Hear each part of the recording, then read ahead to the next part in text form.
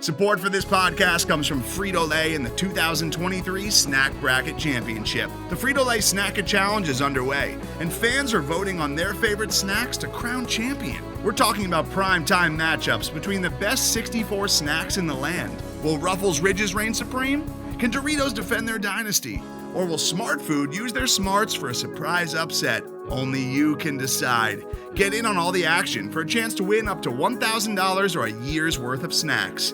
Let your snacks be heard. Just go to fritolaysnacket.sbnation.com to vote and enter for a chance to win. No purchase necessary. Sweepstakes ends April 3rd, 2023. Void where prohibited. Year's worth of snacks awarded in the form of 52 coupons, each good for one bag of chips. See official rules at fritolaysnacket.sbnation.com.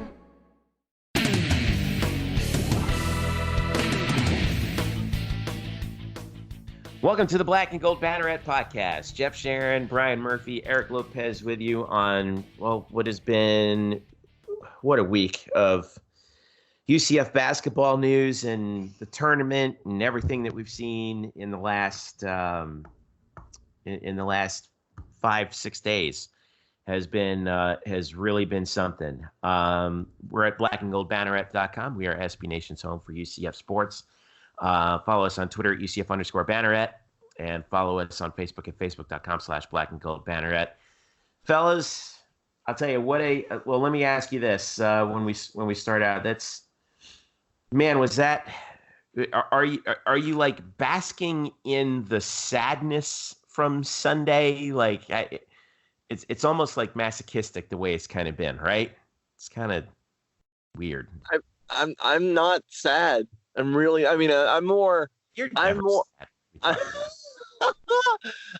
is the curse of being trained as a sports journalist. Is like you sort of like they pound into you how to like shelve down all of your team favoritism. So it sort of dulls my emotions to all these things. But I will say my lead emotion to Sunday wasn't like sad. I was certainly like just like, oh, we almost had him, but my lead emotion, I will write about this, is just how amazing that game was. I have rewatched that game 3 times already. And I watched it when I got back home Monday night, and then I watched it Tuesday, and then I watched it again Wednesday morning. It's a fantastic game from front to back. And that, more than anything, certainly everybody will remember the ending, but I think the full 40 minutes should just be lauded as just a great sports event. So you are a masochist going back and watching that whole game. What about you, Lopez? I've only watched it about 20 times this week. Yeah. And you're really breaking out the whips and chains. Oh my God! And I've only watched the last play of the game 100 times, and I have 2 questions still, which is how did the ball not go in, and what would Jim Nantz have said had that ball gotten in? That's a question I may never get an answer to, and that's going to frustrate me for the rest of my life. I'll leave that speculation. Dawkins defeats Duke. It makes too much sense. I thought I had what was the thing that I said the other night when we talked on the phone? Aubrey on the spot. Aubrey on the spot. Yeah. Aubrey on the spot. Right. All right. Well, we'll talk about that a little bit later. Kind of analyze UCF in the postseason and kind of what happens from now, and a little bit later on the show. We have a guest on the show this week, Ken Jackson from Community Sports Report Orlando, and also from the editor of the sports section for the Osceola News-Gazette. He and CSR Orlando were the ones who initially broke that there was interest between Johnny Dawkins and Vanderbilt post UCF's or the end of UCF's postseason run. And we thought that this information was so important that we are actually going to lead with it. So just bear with us as we warp space and time. The latest news is Dawkins is a front runner, and this is as of Wednesday night at 9:41 p.m. Eastern Time. It's all speculative, by the way, no actual facts. The latest sort of speculation, thank you, Eric Lopez, is that Dawkins is indeed a front runner for the vacant Vanderbilt head coaching job, which was Bryce Drew. Yes, that Bryce Drew, before he got fired after three seasons. The latest I saw was as of this morning, Jeff Goodman of Stadium it said that it basically upgraded Dawkins to a front runner for the job. Doesn't mean now. Ken and his colleagues had tweeted on Tuesday, I beg your pardon, Tuesday at about 3 p.m. that they were here, quote, "We are hearing reports from Nashville that Johnny Dawkins becoming the next head coach at Vanderbilt is, quote, close to a done deal, end quote, more coming soon."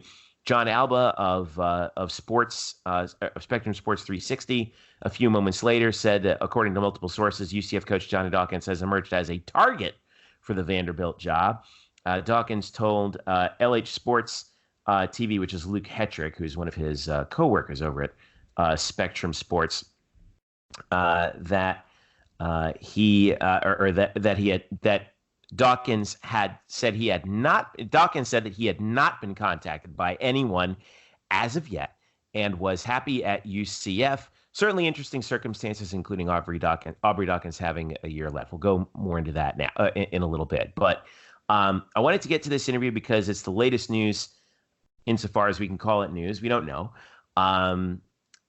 about Johnny Dawkins and whether or not he might be leaving UCF after 3 years. And in the interest of full disclosure, Ken actually contacted me this morning and asked if he could come on the show. And I was like, yeah, sure, why not? So the three of us interviewed Ken a little bit earlier tonight, and we're going to go right to that interview right now. So here's Ken Jackson of Community Sports Report Orlando and the Osceola News-Gazette. And joining us now, Ken Jackson. He works for Community Sports Report Orlando, CSR Orlando. You can find him on Twitter at Foulballs, PHOULBALLS. He's a UCF graduate, class of 1998, and he's also the editor of the sports section for the Osceola News-Gazette. Did I get that all right, Ken? Did I get that? I'm hoping I did, right? 3 for 3, man. Well done. There you go. And Ken is the one who, via CSR Orlando, and on which is, by the way, they have the radio show on WPRK 91.5 FM every Thursday from 4 to 5. Now you're 4 for 4. Yeah, there you go. I'll take it. Is the one who broke the news. Well, insofar as there was news to be broken of Vanderbilt's interest in Johnny Dawkins, and so Ken's joining us now. We're going to try and flesh some of this out. All right, Ken. So, insofar now, obviously, we know the rules. You're never going to reveal your sources, and that's fine. But insofar as you can tell us, how did you guys find out about the interest in Johnny Dawkins from Nashville? Okay, well, let's take it from the top. First of all, this was more of a collaborative effort. One of my co-hosts, I have to give him credit, Juan Bernal. He's worked in the industry. He helps place college athletes, basketball athletes. I've said, "Oh, so you're in recruiting?" And he says, "No," often, but he knows. He's got a network of connections across the country. I mean, he invariably knows everybody. I mean, every once in a while, I ask my wife to make sure that she doesn't know this guy. But he said that it's come from the way he explained to me. It sounds like it's one of the boosters from Vanderbilt or up in Nashville. This is the same source that let him know a couple days before everybody else found out that Vanderbilt was firing Bryce Drew. I know they've got an AD who's been in place only since February 1st. It's Malcolm Turner.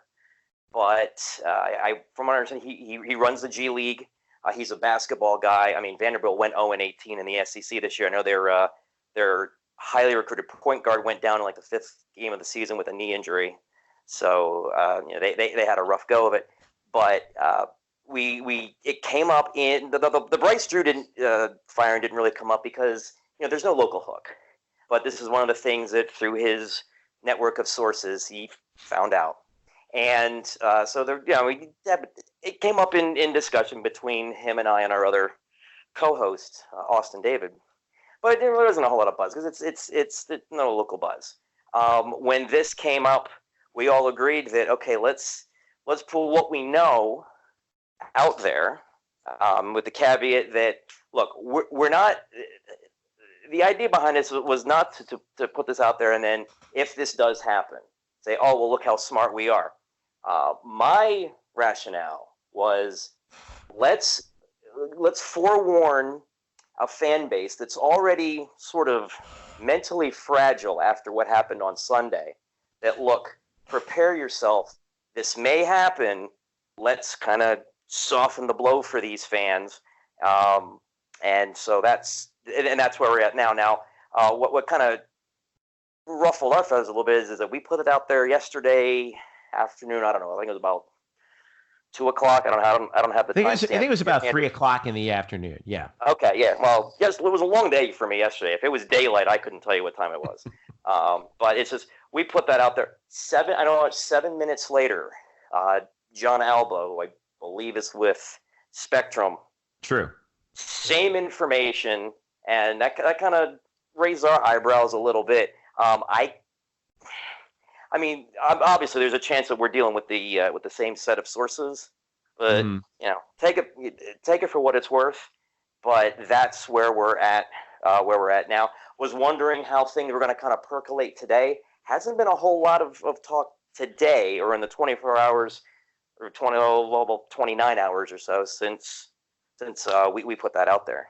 Right. And we mentioned in summarizing it that, John was a little bit, I termed it as less forceful than you guys in saying that Dawkins has emerged as a target for Vanderbilt. Of course, he told Alba on Monday in an interview that no one's contacted anybody. But I just want to clarify a couple things for the fans out there that, like, we see the four of us, right? We see this game being played all the time in basketball offseason. Coach, has a good season. Team gets eliminated in an NCAA tournament. Coach's name pops up in speculation for other jobs. And quite often, it's a situation where that coach may indeed leave for another job. But what also happens is that it's a leverage play. Right? That agents may be, angling to try and get an extension or a raise or both for their client from the school that they're at. And, based on what we've seen and how the story is played out from both you guys and from other sources that are out there, that seems to be at least a possibility with Johnny Dawkins. I know that Jeff Goodman over at Stadium this morning kind of upgraded the situation to how he has, quote, emerged as a front runner, end quote. But then he kind of wink, wink, nudge, nudge about, that kind of a situation. Let me ask you, what is based on what you guys know right now, and I think that actually the fact that it's been quiet might be a little bit of an indicator of this, but what is your gut feeling right now? Do you feel that Dawkins is really interested in the Vanderbilt job, because it seems like they're the Stanford of the SEC and he's been down that road before? Or could this be more of a leverage play to try and get a salary maybe on the level of Greg Marshall at Wichita State, who makes about $3.5 million a year, also in the American? Well, it's clear that if the interest between Johnny Dawkins and Vanderbilt is genuine, well, then the ball is now in Danny White's court. What the thing you bring up is definitely valid. What people have to understand about jobs like this is that, coaches don't apply for these jobs when they come open. It's not like the schools, they post a job opening and say, we are looking for one head basketball coach, and right. People apply for the job. What ends up happening is that as you are told that you are a candidate, and the way to explain it, and we just went through this with Scott Frost, going on 2 years ago, is that don't remind us. Tell me about it. I know, right? And in fact, Juan was someone that talked in September or October of that football season when Bill Moose took over as the athletic director. Watch out, because this could happen, and that's, you just lay that out. But what I was saying, back to basketball here, is that you are told that you are a candidate, and that you have to answer that phone call, because if you don't answer that phone will never ring again. So, I'm sure that if, like I said, I'm sure that he was approached, Now, like you said, like I said, the ball is in Danny White's court as far as if there's an offer on the table. Vanderbilt's got all that SEC money, and I'm sure someone's burning a hole in their pocket. Mm-hmm. We'll see what happens there. I had what was I going to say? I had a good thought in my head and it just went out of it. But tell you what, go to your next question. Maybe it'll no problem. It's a podcast. We can get it later. Let me go to Murph and Eric. Go ahead, guys. Whichever one of you wants to go. Do you believe? How much of you wonder? Because this happens a lot. You hear it from sources and things like that. But that person, whether it be the Vandy booster in this case, how do we know this is not more of a driven as a ploy from maybe the agent of Johnny Dawkins to just get the name out there to get himself some leverage? That's the kind of the dangerous game here, right? That would be the concern. No, absolutely. Like I said, this is the same source that let us know that, or let it be known that that Bryce Drew was going to be fired. From this same sort of source tree, we've gotten other kinds of information that's come true that Troy was going to let Scott Cross go, that Arkansas was going to fire Mike Anderson, those sort of things. We've known about, or at least Juan did, about the Donnie Jones hire up at Stetson. Right. So it's sort of a source tree that we feel pretty confident in. In fact, we were batting it around yesterday, just making sure we had our ducks in a row. And the other names have come out as candidates, and we feel pretty strongly that. In fact, I told Juan, I said, hey, buy or sell. That there's and this is how I feel, that there's 95% chance that this Vanderbilt's next hire is either going to be Dawkins or John Thompson III, and he said, buy that. I think what kind of rings the alarm on the report you guys put out is the term close to a done deal. Have you heard at all from any other source? I'm sure you got that from the one source. Have you sort of verified that with any other source that you might have on this report, like the close to a done deal aspect of this whole thing? Well, what we have is Juan took that as a quote from his guy, and this isn't something where like somebody you don't know said, "Hey, I heard this." Like I said, this is coming from the same source that said that Bryce Drew was going to be fired.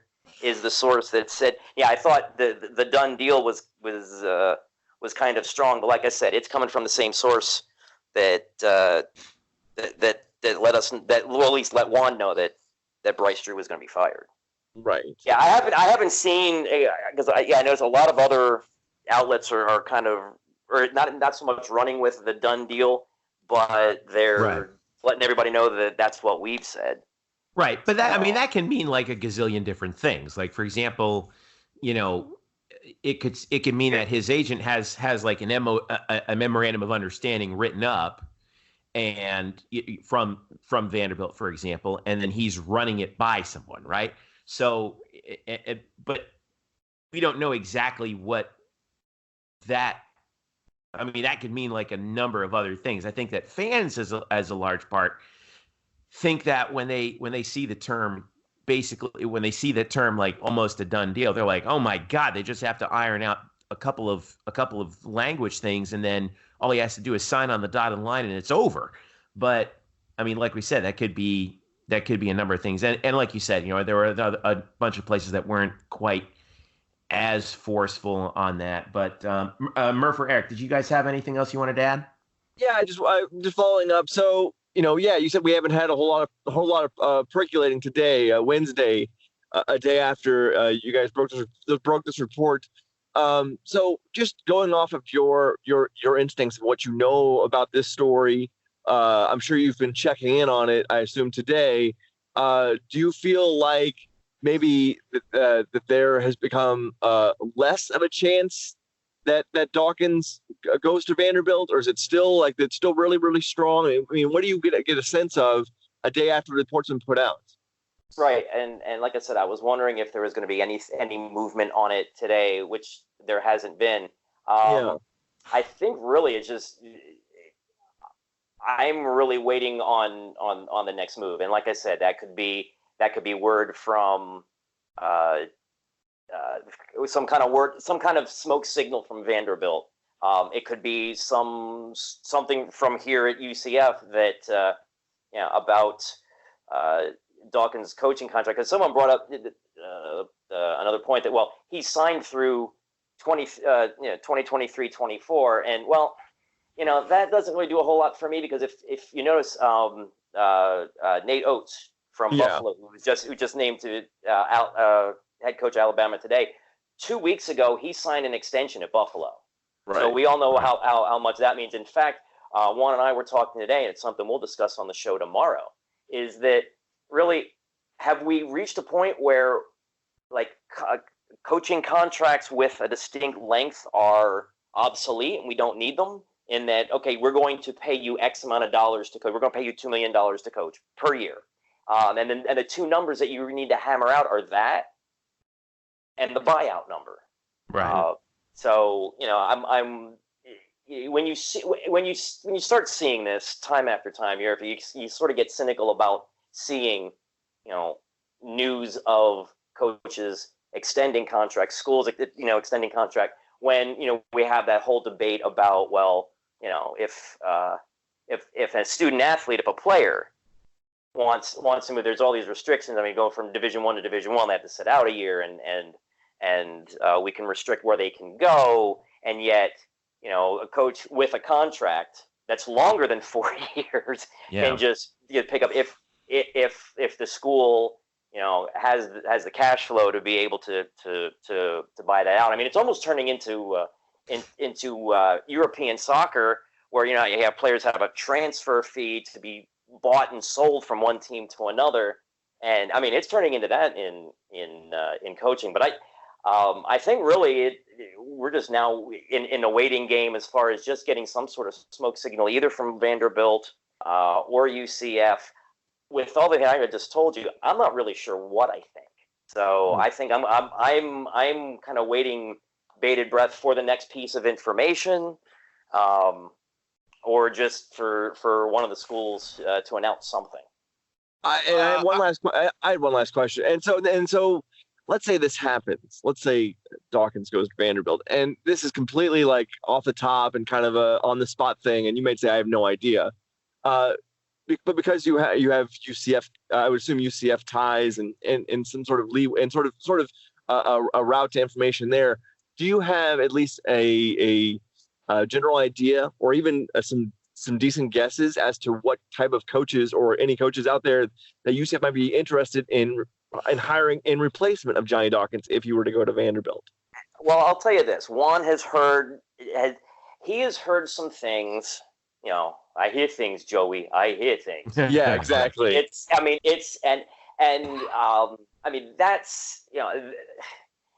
that's like trying to predict the weather for Easter at this point. We're not putting a whole lot of credence into it, so we don't really want to really go into what we've heard. I mean, I can tell you that I've heard a couple things, but it's until we get this straightened out as far as does he stay, does he go. I'm going to kind of keep it in mind to where if he does leave, then you take that next step and start looking into that. But it's nothing that we'd really want to talk about or discuss. It's more of just what's the word, speculation. Mm-hmm. Well, we know it's not Donnie Jones. Not Donnie Jones. Sorry, that was. Right. Hey, the student section can pull out a whole new, go into a box, into a closet, and pull out some old T-shirts if that's the case. But yeah, I know it's not bad. All right. Well, go I'm ahead, curious. Eric. I want to ask one question here. From basically the tone, I'm curious from the sources that you guys are talking to. Is the tone Coach Dawkins is interested in the Vanderbilt job, or is it more of Vanderbilt's interested in him? And if Dawkins is interested, is there any idea what interests him about Vanderbilt? Well, obviously we haven't talked to Coach Dawkins about any. Oh no, I'm just saying from the sort, the tone the tone to me now, if you ask Juan, it might be different, but the tone to me is that it's more, and like I went into it before on how a school tells you that they're interested in you, which would lead me to believe that it's coming more from Vanderbilt. Like I said, we know the SEC money is there. If Johnny Dawkins' mission is to go chase the money, well, it makes perfectly good sense. I don't know what would be a reasonable counteroffer here for UCF if it is about the money. But like I said, having not talked to Johnny Dawkins about it's the whole JD DJ kind of initial thing kind of throwing me off. That it would sound to me that there would be Vanderbilt interested in. I mean, like I said, they're coming off of the school's first ever win in the tournament. They're coming off of probably the program's most gut-wrenching loss ever. Like I said, everything is sort of the wounds are fresh. So if Coach Dawkins was, and like I said, this is not based on any fact. This is my gut feeling, which I think is Eric was always asking me about, is that if he can focus on this other job while dealing with the aftermath of the tournament and playing the 2 games in 3 days and the loss to Duke, then more power to him. But to me, like I said, I think this is coming from Vanderbilt. It's coming from an SEC school with a new AD who is hungry for basketball success right now when the team came off a winless year in the SEC. Yeah. All right. I think I'm pretty good right now. You pretty much answered all the questions insofar as that you could to us. I mean, I know that it's a fluid story. Who knows? By the time this gets up, it may all be changing anyway. We don't know. But Ken Jackson from the CSR Orlando, Community Sports Report Orlando. Ken, give the fans a notice on how they can get in touch with you if they haven't, and where they can send any hate mail. Let me see. Let me look up where my ex is living now. Like I said, we're a Community Sports Report. We're on every Thursday from 4 to 5 on WPRK 91.5. It's Rollins College station. Twitter, it's at CSR Orlando. We've got the Community Sports Report Facebook page. Like I said, if you're mad at me, if you want to shoot the messenger, I'm on Twitter at foulballs with a PH. And like I said, we're going to be talking about this Thursday on the show. I don't know when you guys are running this, but first thing Thursday morning it'll be up. So okay. So all right, take 2. And so we'll be talking about this on the show on Thursday at 4:00. So if you want to hear some more, or if more sort of percolates between now and then, I'm sure this is what we're going to lead with on Thursday. All right. Well, we'll be keeping an eye on it. We'll be keeping an ear on it as well. Ken Jackson joining us. Thanks again, Ken. We'll talk to you soon. All right, man? Absolutely. Thanks for having me.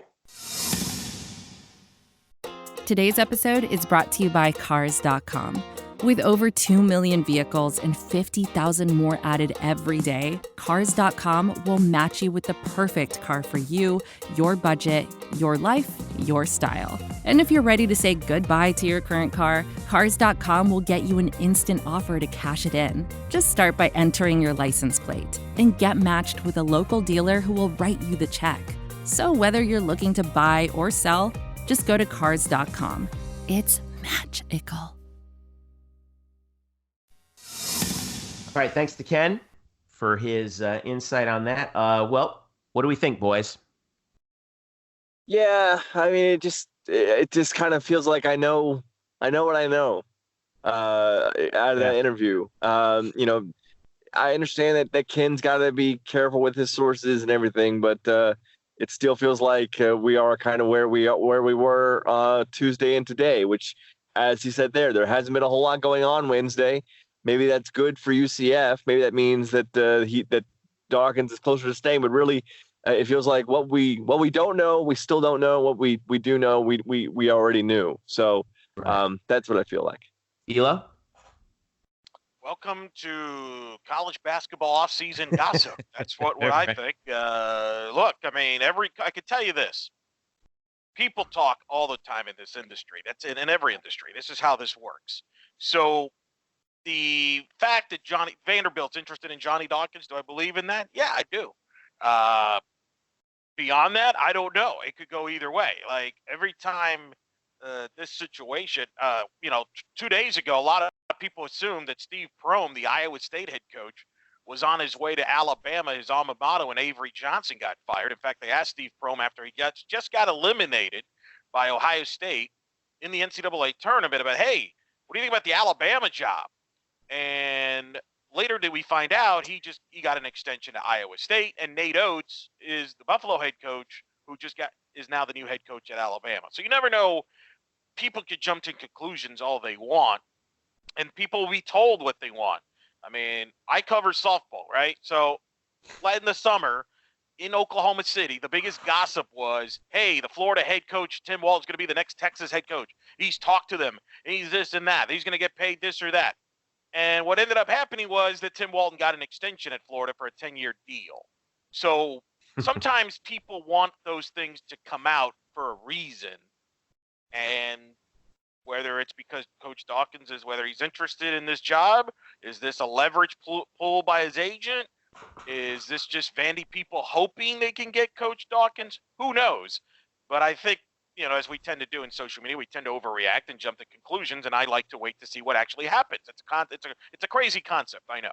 Heaven forbid we actually wait to see what happens. And I mean, that's fine. I mean, I get it. I do think a lot of fans, a lot of UCF fans in particular, were spooked by, and Ken kind of touched upon this, but about the language of like, quote, close to a done deal, because that feels like, oh my God, tomorrow morning we're not gonna have a head coach anymore.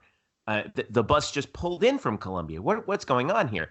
Yeah, I mean, we've seen this before with like leverage plays, and by the way, if that's what ends up happening, I wouldn't blame Johnny Dawkins one bit.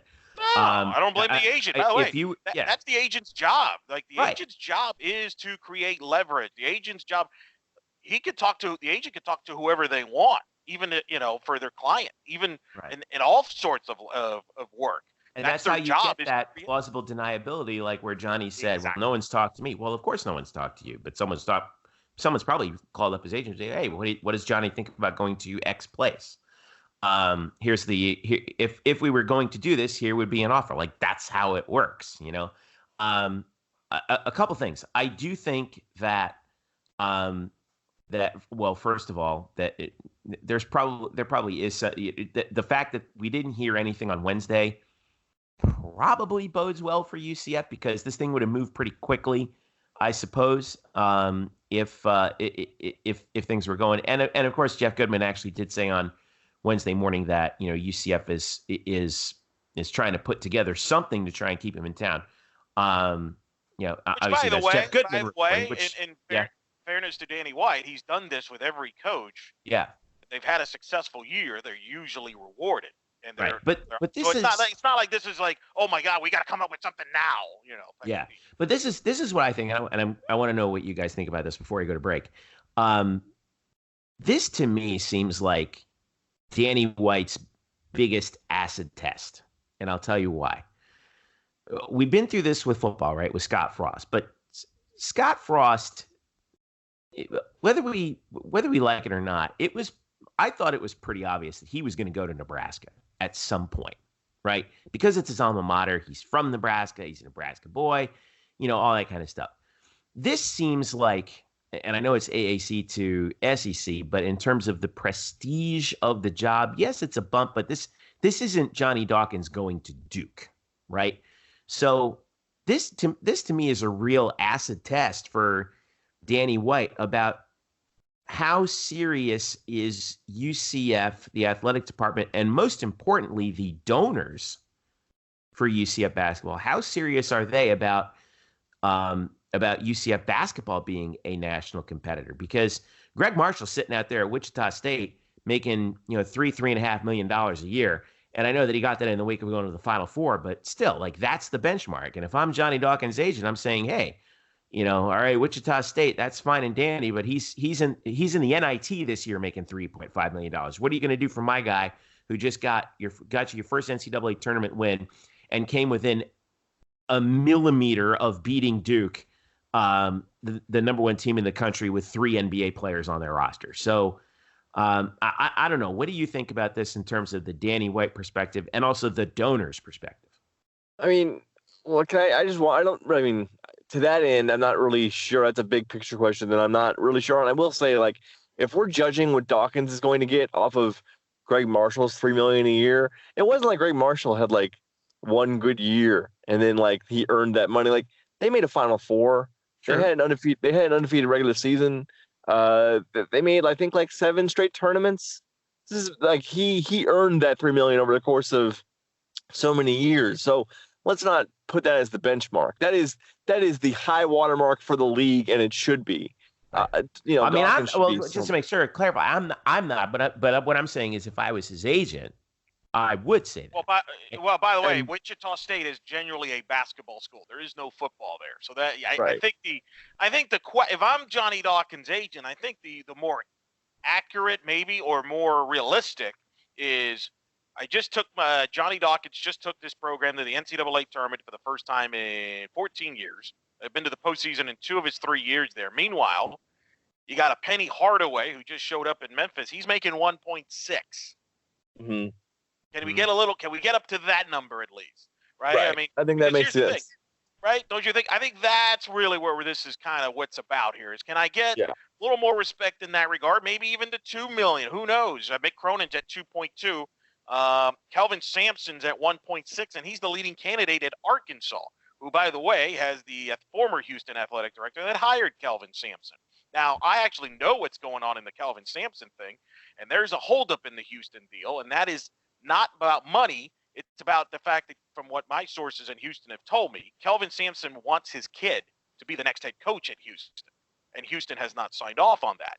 So is Kelvin Sampson because of that, going to go to Arkansas, or is Houston going to cave? Who knows? But there's always a lot of stuff, and people always focus on the salary, but they forget there's the salaries of the assistants. Are they taken care of? It's not just about the head coach. It's about the assistants. And what do I have around me in the program that will allow me to be successful, or am I limited? So I think there's a lot of variables sometimes. We always get caught up in the salary and, is this who he wants a salary bump? And I think there is some truth to that. But it's not just the head coach. It's what about the assistants? What about, budgets? I think there's always a lot of things in play. Yeah, that's true. I think Johnny's budget for assistants is $550,000 based on the last MOU of his contract that I saw. So I know there's a lot of moving parts. I will defend Vanderbilt because it is a step up. It's an SEC job. It's a program that's been to the NCAA tournament 15 times. I would argue their basketball program is actually more popular than their football program. They draw about 10,000. Did people scoff when Rick Barnes went to Tennessee? Oh, well, that's not like what. And now you look what he's done with Tennessee, and that's clearly what I think Vanderbilt's trying to do. They're trying to get a big name coach there to turn around the program and try to see if they can do what Rick Barnes did at Tennessee. It's a copycat world. So whether it's Johnny Dawkins, John Thompson III, or whoever, I do know the new AD at Vanderbilt has ties to the state of North Carolina, and I'm sure that part of this is he's trying to get some, that Duke program's pretty successful and their academics are pretty high, just like it is here at Vanderbilt. That might be the standard we should try to shoot for. And so how do we do that? We get somebody that has been to that program. I think that's also probably the thinking process. Last word, Murph. Boy, can you imagine? I mean, let's be the doomsday sayer here and say that Johnny Dawkins leaves UCF for Vanderbilt. You would have a team next year that would not have BJ Taylor, Taco Fall, Chad Brown, probably shouldn't have Aubrey Dawkins either because he should go to the pros after that game against Duke, and it wouldn't have its head coach either and coming back for next season. I mean, it would be quite a rebuild basically from the foundation up. Talk about hitting the reset button big time. Yeah, I mean, Well, I mean, we don't know. It's that's the thing. I know this is a very unsatisfying answer for those of you who are listening, but like I said, we don't know. But by the way, I think the reality is this. I mean, we're at some point everybody has to all parties have to say, okay, is this UCF a big player as a basketball program, or was this as good as it gets? Right. Is there a limit? Mm-hmm. Is there a cap? And I don't know. The people involved might maybe have their own conclusions on that. I don't know what that is, but I think that's also a factor. Like, can this team program be a big time top 25 program on a consistent basis? Can it be a Elite Eight? Can it be a Final Four? Or is it a program that every other year has to be an NCAA tournament? Is this as good as it gets? Who knows? Right. And that could also play a role in this, because a lot of times that's why a lot of this speculation and movement, if you will, or thought of movement may occur. It's certainly going to be, I think, and we'll talk about this, well into the fall. This year is certainly the best it's going to be for at least a few years. This program, just in the way of the pieces they're losing, is due to take a step back, at least, especially with Memphis getting James Wiseman and is going to be really good next year. Houston, Cincinnati remaining good. Wichita State getting better because all they have is a bunch of young kids who are in the NIT Final Four. USF's getting better too. UConn will get better because that program will not stay down for forever. So I think for a while, this is the best UCF can do, at least for a few years. Right. Yeah. Well, I tell you what, if this was the best that they could do this past year, I'll tell you what a moment that they nearly had on Sunday. We're going to take a quick break. When we get back, we're going to talk about UCF and the game against Duke, and just what we thought about the whole weekend. Not to mention the game against VCU as well. Stick around. The Black and Gold Banneret Podcast is back after this. All right, welcome back to the Black and Gold Banneret Podcast. Jeff Sharon, Brian Murphy, Eric Lopez with you. blackandgoldbanneret.com, UCF_Banneret, Facebook.com/Black and Gold Banneret. All right. The greatest, most agonizing, most thrilling, most gut-wrenching weekend in the history of UCF basketball this past weekend in the first and second rounds in Columbia, South Carolina. UCF gets its first ever win in the NCAA tournament on Friday night against Virginia Commonwealth in a game where, boy, did they look really impressive. And before a very good national audience with Jim Nance and Bill Raftery and Grant Hill and the whole crew, looked very impressive in getting the victory over a very good VCU team. That was the regular season champ of the Atlantic 10, which is no slouch of a league. 73-58 was the final, and that set up the showdown to end all showdowns if you're a UCF fan against number one Duke. I say number one not only just because it was their seed, but that was also their national ranking. On national television on CBS at 5:15 prime time, and boy did UCF just live up to it and play what I thought was their best game of the entire season, only for it to come up so close yet so far. And actually, we're gonna play the final moments, as though you want to hear it again, of. What are you doing? What are you doing? Jeez. We're still getting over this. What are you, torturing us here? What are we? Hey. Well, I thought it was a great call by your boy Jim Nance there, Eric Lopez. Let's go ahead and listen to it. It doesn't mean I have to like it. Well, here it goes. Here we go. Inbound out to Taylor. Jones is on him. Taylor driving in, banks it up. No, put back, in and out. And Duke survives just barely. Still unbelievable to this That was point. Jeff. Sorry about that. I'm sorry. Well, on behalf of Murph, we did not. We were not even consulted on that. Play that again. That really, boy, the Black and Gold Banneret, the UCF podcast that'll stab you right in your chest when you least expect it. Well, give me a break, man. How many views does that Johnny Dawkins video after in the locker room after? It's something like 2 million views. The relevant numbers from this game, Aubrey Dawkins with the game of his life, 12 of 18, 32 points, 4 assists, 3 steals, 5 of 7 from 3-point range. He was utterly sublime in that game. It played as well on that stage as any UCF player ever has. I've seen some games from Jermaine Taylor that were really amazing. I'm having a hard time evaluating whether or not evaluating some of them on against Aubrey. Aubrey's on that stage, I think, is probably what takes the cake. Taco Fall was a tremendous factor.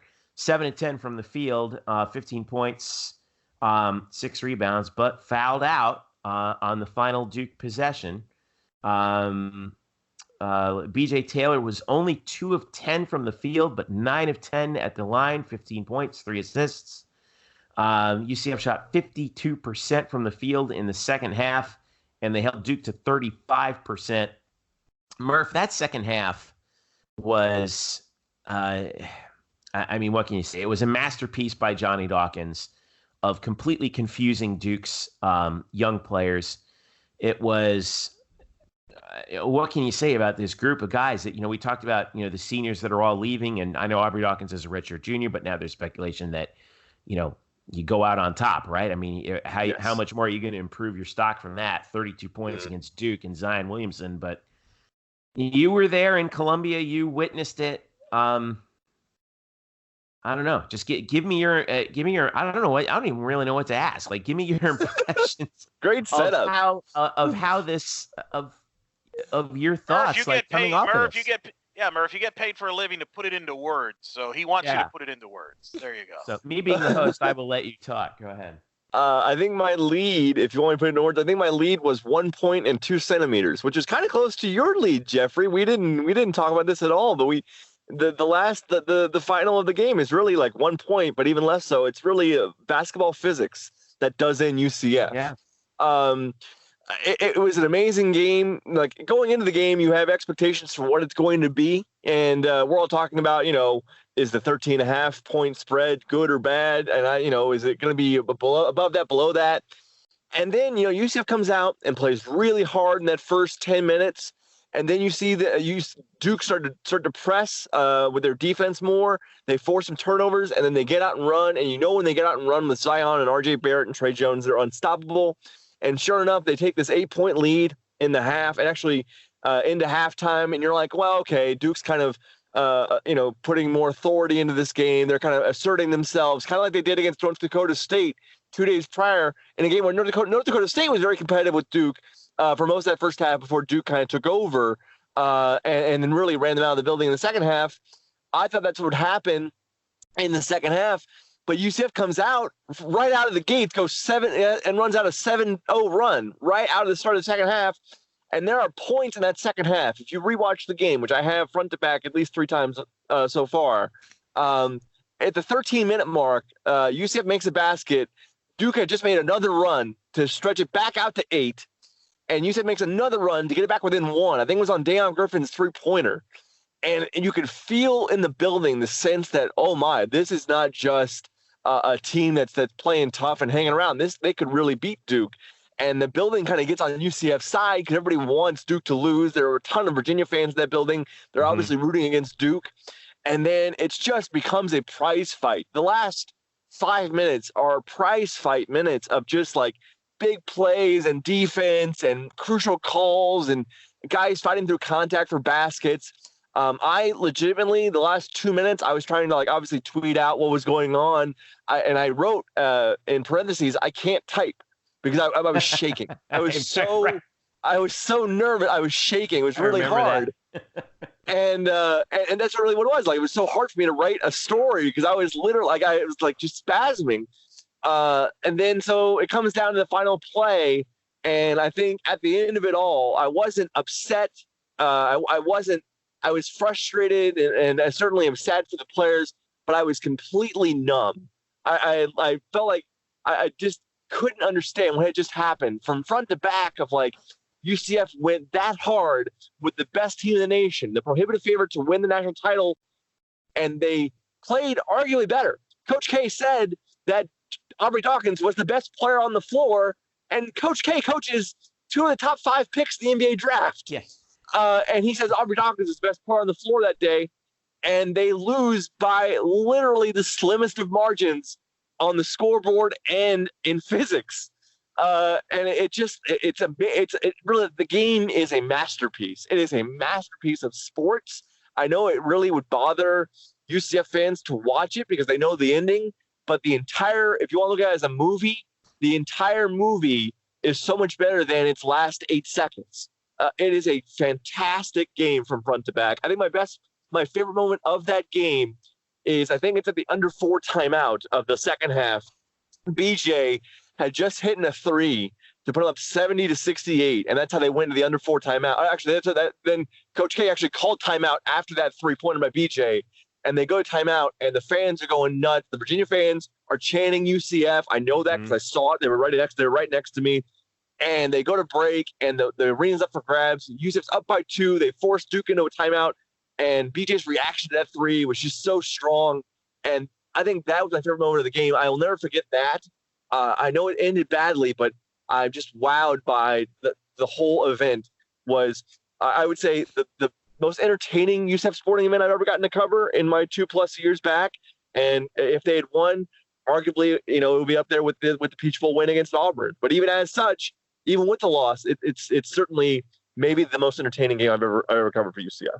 Couple real quick thoughts. First of all, Eric Lopez, our boy Mike O'Donnell nailed it, didn't he? I mean, he nailed exactly how the plot of this game would go, and we'll get to that in a second. But my thought on it was this game would have meant so much more to UCF to win than it did to Duke. Kind of like I know this is going way back, but the 76 NBA Finals when the Phoenix Suns played the Boston Celtics, and I think it was Game 5. It was the Garfield Hurd game, the game that went triple overtime. Still to this day considered one of the greatest NBA games of all time. The Celtics did eventually win that game and the series. But I thought about a quote from Dick Van Arsdale, who played for the Suns for a long time and was on that team, and he said, this game would have meant. It didn't nearly mean as much to the Boston Celtics as it would have meant to the Phoenix Suns. And I think that's true of this. It didn't mean nearly as much to Duke as it would have meant to UCF. And the last point before I go to you, Eric, was, for me, like the critical sequence was after that under 4 timeout where, okay, Williamson makes a layup to tie it.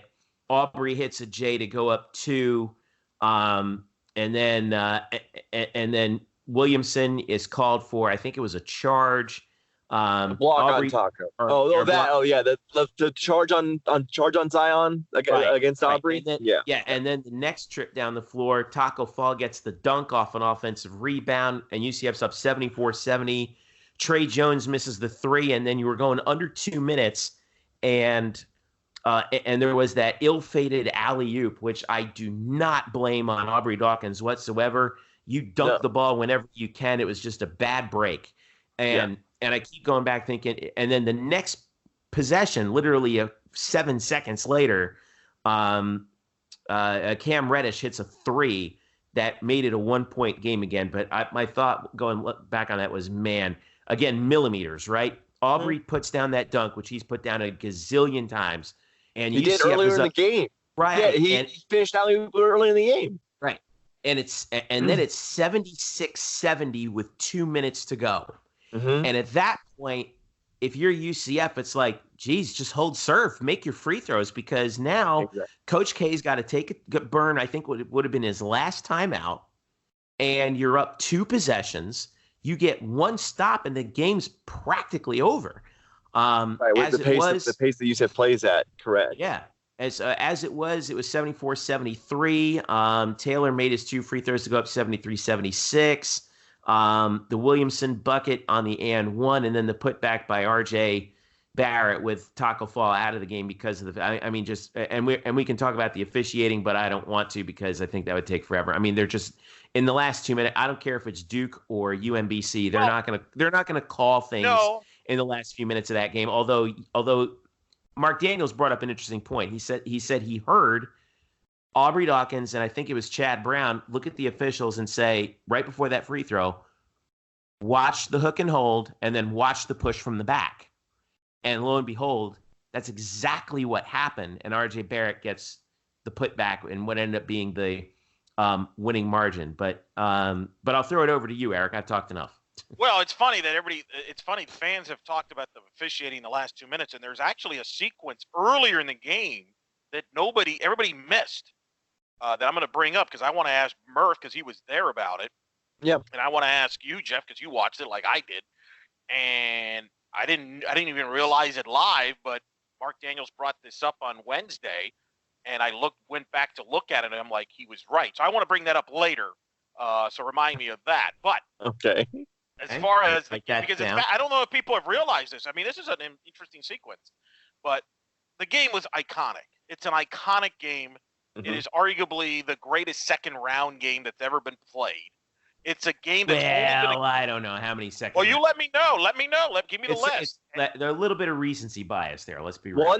The only one that pops off my head, the only one at the moment pops out is Northern Iowa beating Kansas in 2010. Well, was that a great game or a great comeback? That was more of a collapse deal. Right, it was more of a collapse. Right, like that was not a 40-minute classic. Now, if you wanted to say Wichita State against Kentucky in that second round, that was a pretty darn good game. That was pretty good. Yeah. Boy, this was the most watched second round game under the new TV platform that was created on the new TV deal in 2011. This had over 12.88 million viewers. That's the official number. It's the most watched national UCF sporting event ever. More people watched this game nationally than they did the Fiesta Bowl in 2014, which had 11 million people. To put it in perspective, the Peach Bowl that Murph mentioned only had about 8 million.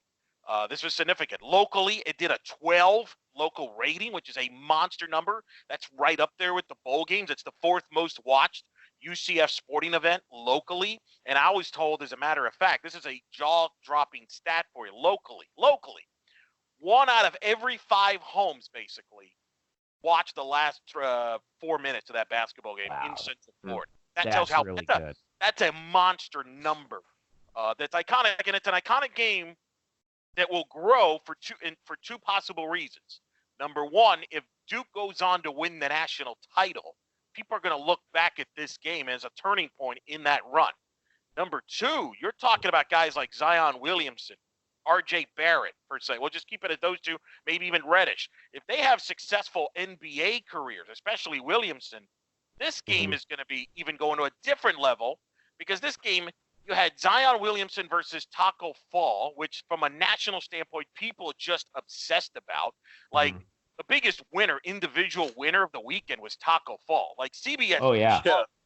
Bill Raftery wouldn't stop talking about Taco Fall. Fall. Not to mention the fact that he played an incredible game. That was the best game I think of all the games that I've seen him play.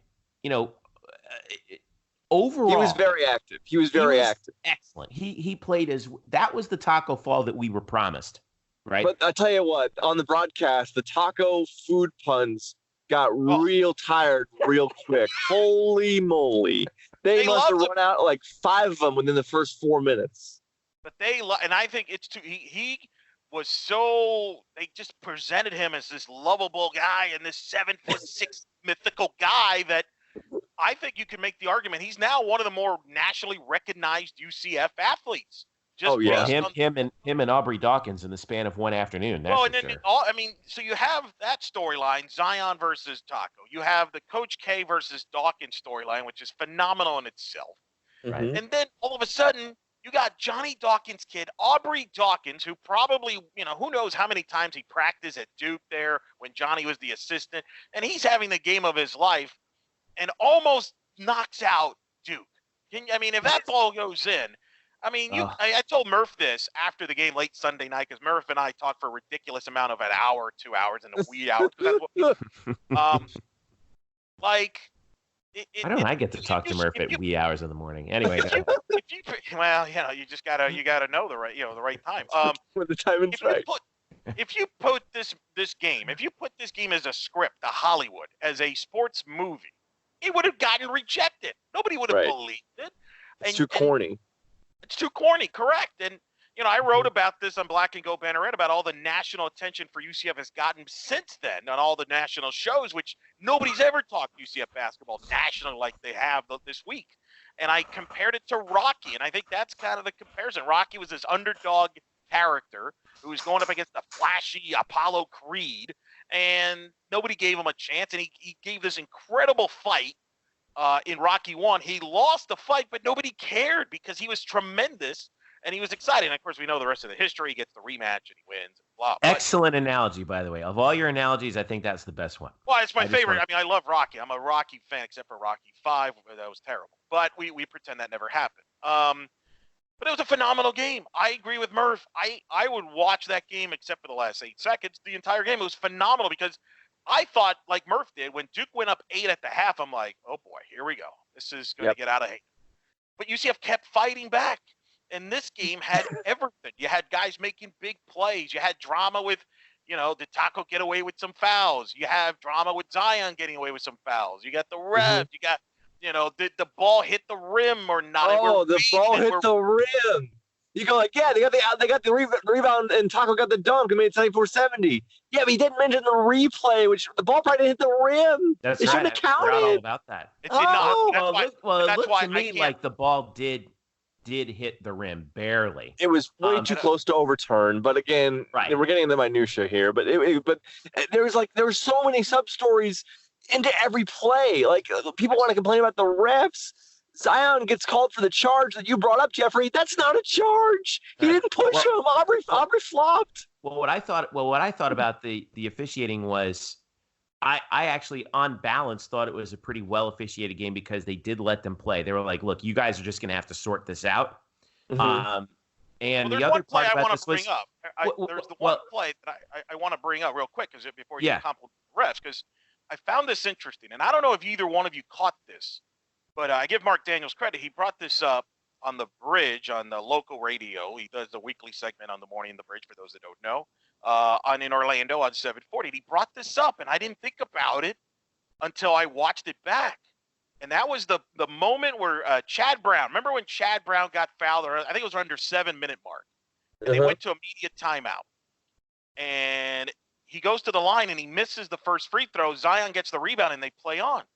Well, if you watched it, and I watched it on TV, Chad got fouled, and he looked up as he was going up on the shot. Right. And Jim Nance said, two-shot foul.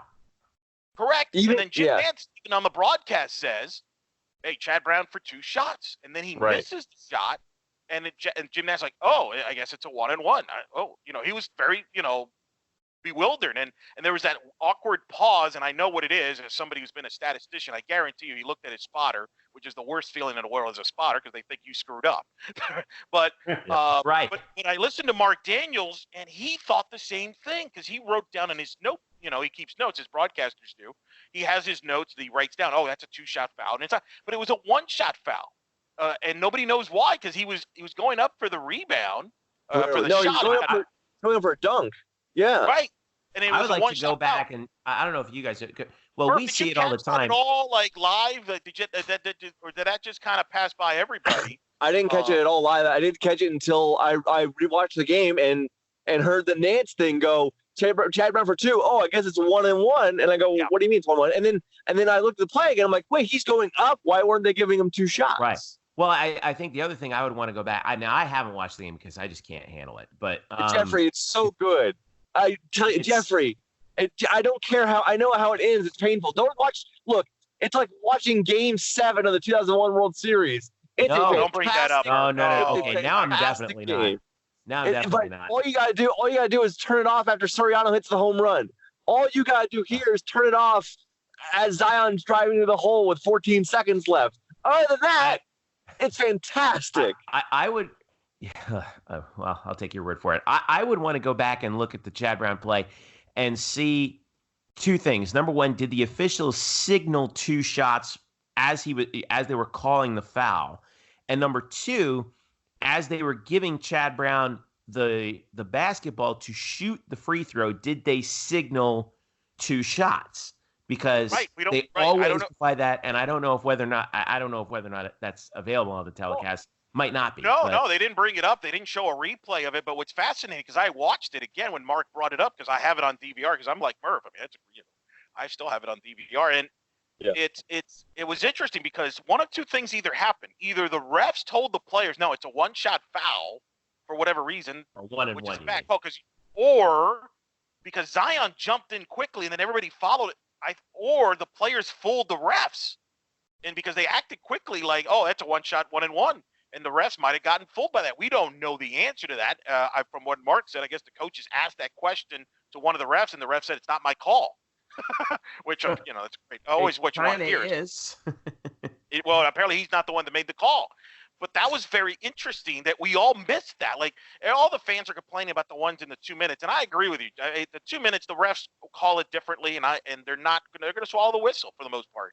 So I didn't have a problem with that, but I always found it interesting that nobody picked up on that, which is, to me, what adds to the flavor of this game, because all year long we've been talking about UCF and free throw shooting as a possible issue, and here we have a situation where the free throws missed, and we were due one more free throw that could have made a difference. Who knows? But it's fascinating. This game has so many plots. And then the post game with the emotions with Dawkins, and I mean, you were there, Murph. Coach Campbell broke down in tears talking about Dawkins and how much he loved him.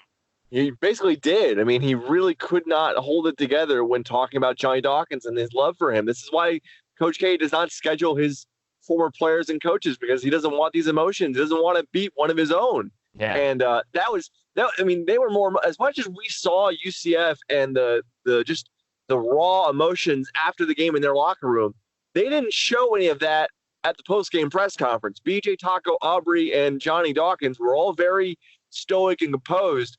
Really, Mike Krzyzewski was the least composed. He was still really broken up about that game, talking about Johnny and Aubrey. So it's just, this game is like a movie where you can watch it 30 times and find something new.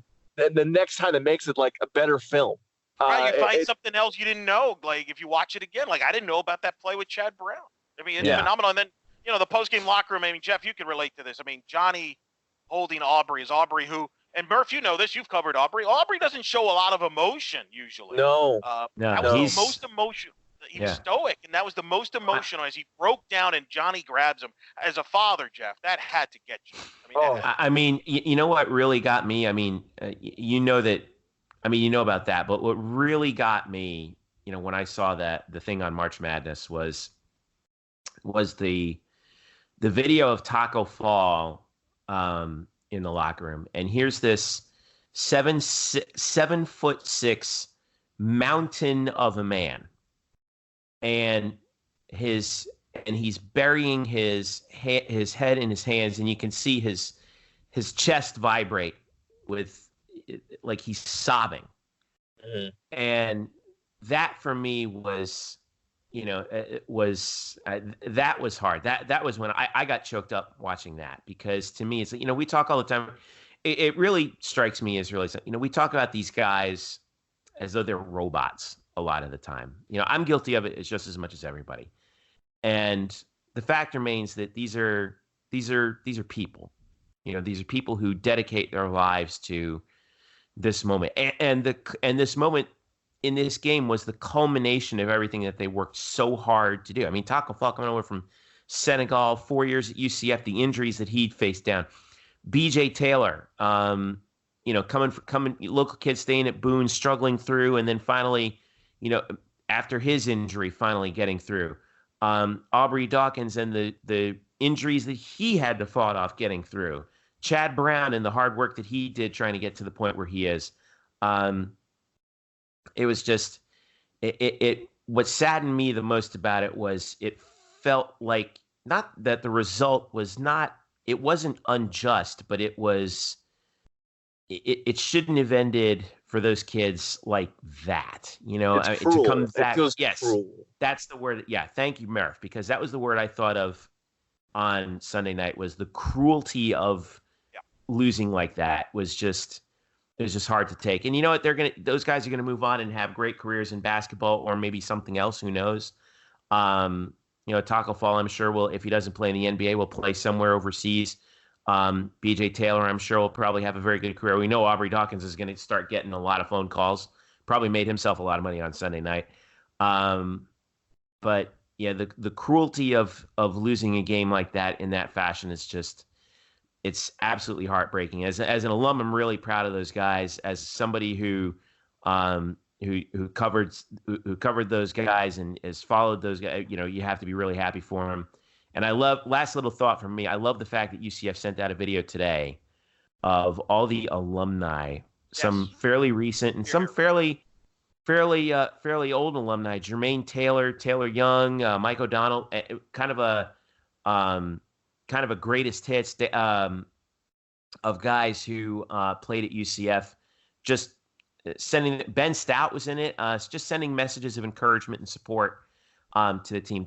That to me, I'm like, that's what it's all about right there. Because these guys, it's gonna hurt forever. They're never gonna get over this loss. They never will. But when they get to be older, even to our age, like myself and Eric and Brian, I think, Ben Stout, I think, is our age. Mike O'Donnell, I think, is probably around your age, Murph. Mm-hmm. And then guys who get older, who are older than that, they're going to look back at. They're always going to they're going to remember the good times. They're never going to get over that loss, but they're going to remember the good times and the bond that they shared. So and you can talk and they can talk about this Duke game, even as painful as it might be, because there is so much good to pull away from it. Yes, it really is. It's memorable in so many ways for them. To the point now, because here's the thing: if they lose by 15 points, nobody's even talking about this game. We just move on. Yeah. But because it was such a classic, people generally enjoyed this game. It may go down as the best tournament game of this year. It's going to go down as one of the best tournament games ever. Now, you can't talk about the NCAA tournament history. UCF basketball has a footnote in there, whereas before that was never the case. There are people, and I knew this. I went to the Magic game. I covered the Magic Sixers game on Monday, and people that normally don't care about college basketball came up to me and they're like, "Man, that UCF game, that was unbelievable. Hey, man, I'm sorry. I was rooting for you guys. It was all positive. There are people that now know UCF men's basketball that didn't know that last week." Right. And these guys accomplished in a week the first win in the history of the program, which was an incredible feeling in itself, and then pushed a team in Duke that is going to be a legendary team to some extent because of who's on that roster with Williamson and company, if they have the careers that everybody expects, and I think we all agree. I think Zion Williamson is going to be the next superstar in the NBA. And they took him to the wire on a ball. I'll be honest, they ran the play. If you would have told a UCF fan 8 seconds to go, you run that play, your two best offensive players actually touch the ball. Yep. I would say 7 out of 10 times that ball goes in the hoop. But unfortunately, sometimes destiny says, no, it's not meant to be. Right. And that's really the net to the deal. But that they won. They won. The scoreboard says they lost, but in the long run, they won a lot for this program and for this university with that performance, which people will not forget anytime soon. I think you're absolutely right. All right. I want to ask you guys 4 very quick rapid fire questions before we go to a break, because you do have to go to a break. And it's going to be yes or no. Yeah. Well, you're going to have to be, Eric. I'm sorry. All right. Zion Williamson okay, here we go. Zion Williamson on his on the last play where he got the and one on Taco Fall. Debate about whether or not he charged BJ Taylor before he made his move into Taco's chest. Charge or no charge? Brian. The charge. Yes. Eric? No charge. Okay. Duke. Wait, no. Okay. Taylor going to the basket on the final play. Was he fouled? Brian. No. Eric. No. Okay. No. Duke. Will they win it all? Eric. Yes. Brian. Yes. All right. Aubrey. Does he leave? Brian. Abso-effing-lutely. Eric. What? I'm supposed to follow that? Yes. I think he's now draftable now. He's in the second round because of that game. Yes. Yeah. Okay. All right. My last question, and you can take a little bit more time on this, because I asked this on Twitter after the game, and I got some pretty interesting responses. All right. Because we all know how many heartbreaking football losses we've seen for UCF that were springboards eventually to what we've seen in the last few years. So my question to you guys is, which UCF football loss do you think this game was analogous to, if you will? And I'll give you my answer first. Go ahead. Go ahead, because I don't think there is one. I I think it was the Texas game that opened Bright House Network Stadium at that time. Now Spectrum say, great opponent, Heisman candidate, and you come so close in that game. I was thinking either that one or the 99 Georgia game with the phantom pass interference call. But really, I think my real answer would be like all of them put together. Yeah. I don't remember the Georgia game. I was at the Texas game as media. That game is not this game. It's just not. That's a regular season game. That they were not as close as UCF was to beating Duke. It was not the same. It's not. It's really hard to compare. It's really hard to compare this loss to anything the UCF has suffered as an athletics program on a major national stage. So one person brought up the South Carolina game in 2013, the lone game they lost that year. I mean, it's a regular season game. It's so much different when it's in the tournament, and it's against the number one team in the nation. Fair. I'm with Murph. I'm with Murph. I think the equation would have been if football was somehow in a playoff game and they lost on a Hail Mary or they tried a Hail Mary and the guy dropped the ball or something. You know what I mean? Something like that. I will go a step further. I think it is the worst loss, but me and Murph disagree on this because I brought this up to him. If that ball goes in the rim, it goes in the hole. I think it's the greatest win in UCF athletics history in any sport. No doubt. I completely disagree. It's the Peach Bowl. It's still the Peach Bowl because the Peach Bowl win and what was said by Danny White after the Peach Bowl win starts a conversation that puts UCF as an athletics program on the map. Okay, not just it makes UCF all of a sudden a brand name. Here's the thing. Nobody, I think, if you call somebody in Boise, Idaho, they don't even remember the Auburn game. They just remember the claim, right? Like the marketing campaign. The person in Boise, Idaho, is going to remember this basketball game, and if that ball goes in, they're going to remember they beat Duke. That's a good question. Nobody was going to remember anybody that played on that Auburn team. People are going to remember who played on this team. I think when I think of the Auburn game and I say it's more important, I'm including the post game. Okay, that's fair. Now that's fair. That's a great Twitter poll question, and you know what? I'm going to put it up. Oh, geez. From an economical standpoint, I think Murph's right. There's a business side from a football, but I believe from a pure sporting event, from a pure on the field, on the court, you beat Duke, you go to the Sweet 16, people will remember that in a positive way. Nobody was good at said, because however you feel about it, there are people that don't like what happened after the Peach Bowl. I don't want to get into it, but there are people that still don't like that. And that's kind of the image of the football program, and people still even crack the jokes, whether it's lame or not. That's still a part of the narrative with football. Whereas basketball, there was no negativity. None. Everybody actually said, wow, that team is unbelievable. That's the difference. And if they beat Duke, that would have been like, that's the program that knocked off Duke in that year when nobody expected it. In the biggest stage. Here's how big it was.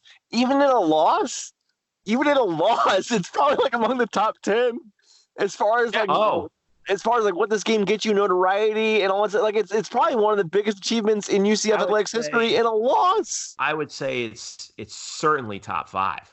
Certainly top 5. I'm almost thinking, it's weird as it sounds, and I know we got a few months and other sporting events will take place.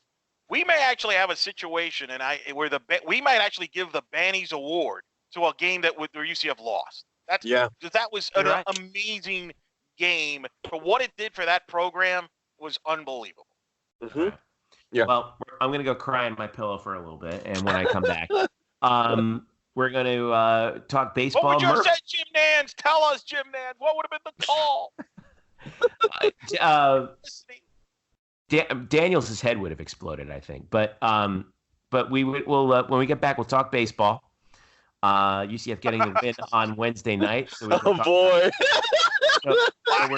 How do you follow that up? There's really no way to follow that up. Here we go, North Florida. Yeah, and we'll talk a little bit about the media deal officially coming out and plenty more as well. Stick around. The Black and Gold Banneret Podcast is back after this. All right, welcome back to the show. Jeff Sharon, Eric Lopez, and Brian Murphy here with you. So how do we follow all that Duke UCF talk? All right. Oh, I know.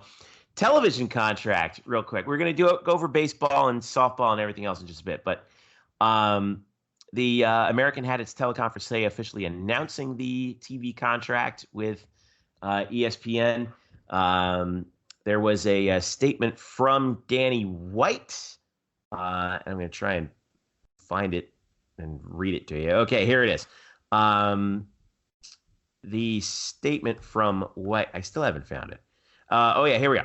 All right, as a proud member of the American, this is a big day for UCF. We feel strongly that our nationally competitive programs at UCF throughout the league have proven that there are 6 power conferences in college athletics. This agreement with ESPN endorses that notion and solidifies the American as a power conference. The story of the American is in lockstep with the story of UCF. We are young, but our competitive advantages in terms of market size, recruiting base, and student alumni population are very real. We're building a top 25 intercollegiate athletics program at UCF, and we are excited about our bright future in the American Athletic Conference. So just to reiterate, the deal does go through it starts in 2021, not this coming year.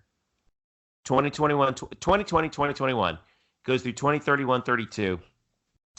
More than 135 conference-controlled games will air annually on ABC, ESPN, ESPN2, and ESPNU. 1,650 events will be telecast throughout the duration of the contract. Financial terms officially were not disclosed. Also, and they talked about the ESPN Plus situation. There's more football on the broadcast and major cable networks. I'm getting mixed signals on the basketball, but you said, Eric, there's going to be more basketball on the big networks, right? Yeah, Mike Oresco said they go from 32 games to 65. 32 guaranteed games. Right.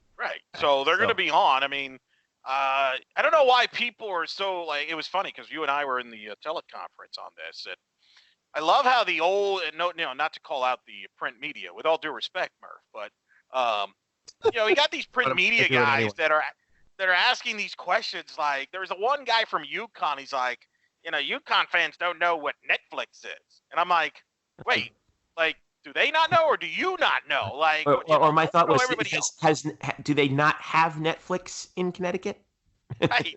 What times or eras are you guys running in? And they're still kind of trying to figure out this ESPN Plus, which is not that complicated. It's really simple.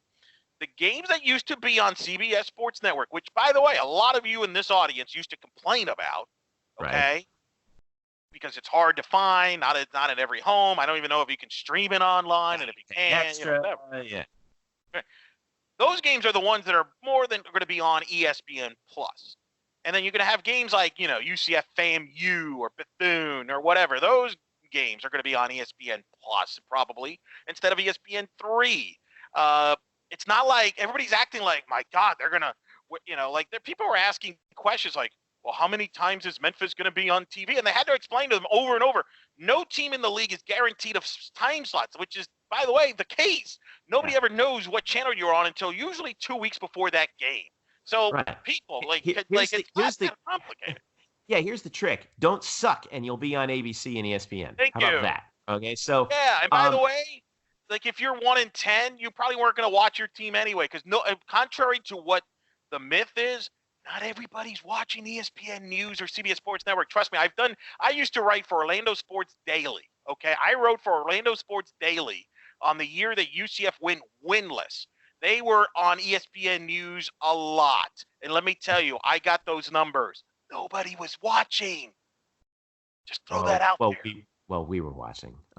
Anyway, maybe minimum of 40 regular season football games on ESPN, ABC, ESPN, ESPN2, ESPNU, including at least 20 across ABC, ESPN, ESPN2, which is an increase.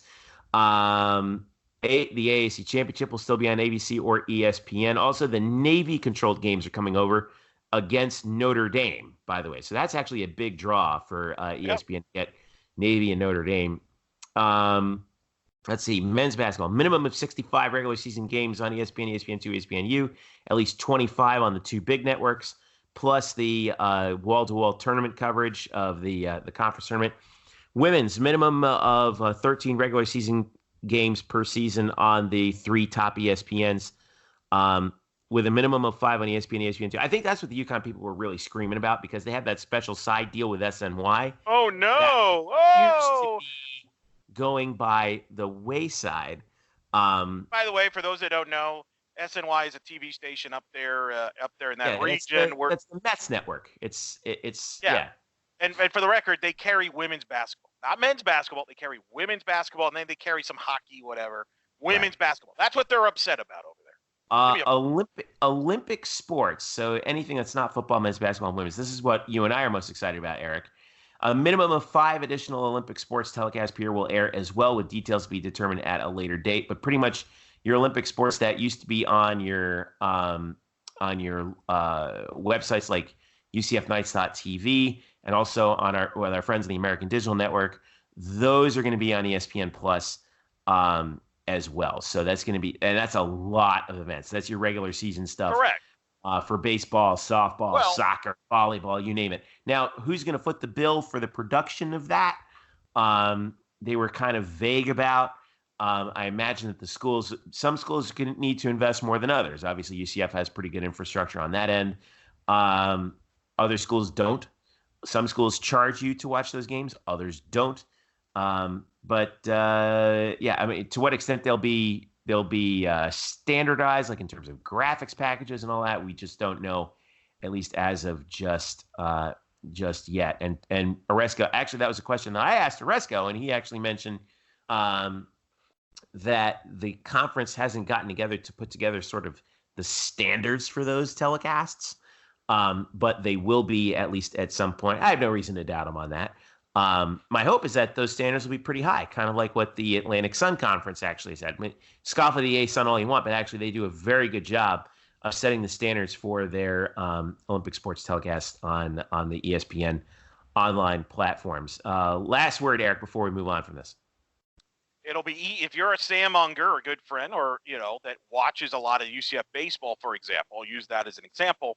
This year, he has to he's already subscribed probably to UCF Nights TV to watch all the home games. He's got to pay extra to watch them play at Wichita State. It's a subscription deal. If they played at Houston, it's subscription, et cetera, et cetera. Under this deal in a couple of years, every UCF baseball game will basically be on ESPN Plus for the most part. And then all the other teams in the conference games will be on ESPN Plus. You don't have to worry about logging into other school sites and paying them and all that. It's going to be basically you're paying one site. So I do think that's a big, big plus for those sports and from an exposure standpoint. And by the way, the Olympic sports fans are usually used to paying, so I don't think they'll be bothered at all by making the adjustment to ESPN Plus. I think the people that are going to have a hard time on this are probably people that are you just watching football and they're used to hey, I watch ESPN News, but they'll get over it. They'll get used to it. And it's like you said, if your team is good, you're not going to have to worry about it. You might get maybe 1 or 2 games here and there on ESPN Plus in football, and then basketball, it's probably going to be the non-conference schedule in a couple of your conference games. But if you're not very good, then you're going to be on ESPN Plus. If you don't like it, there's 2 choices. You can pay for it, or you can just go to the game. There you go. All right. Speaking of baseball. On radio. Speaking of baseball, let's switch it over to UCF baseball, Murph. Because I know you're really excited about all this media talk. He's excited, right, Murph? You're glad to be back in Orlando, right? You don't, I mean, where else would you have been? Oh, wait, you could have been in He would have been in Washington, D.C., but as it was... I mean, see, there's these things of what do you want to do in life? At the moment, I could be in D.C. right now, Wednesday night, preparing for Virginia Tech and UCF coming up on Friday. But instead, what I am doing is sitting in the UCF baseball parking lot after the Knights shut out North Florida on a drizzly, windy, cold Wednesday night. Wednesday night, relatively speaking, for some 5-0 the victory over North Florida. But this is on the heels of a 3-game sweep at the hands of number 14 ECU up in Greenville. Well, Murph, you didn't get the chance to go over and check that out, and it's probably for the better.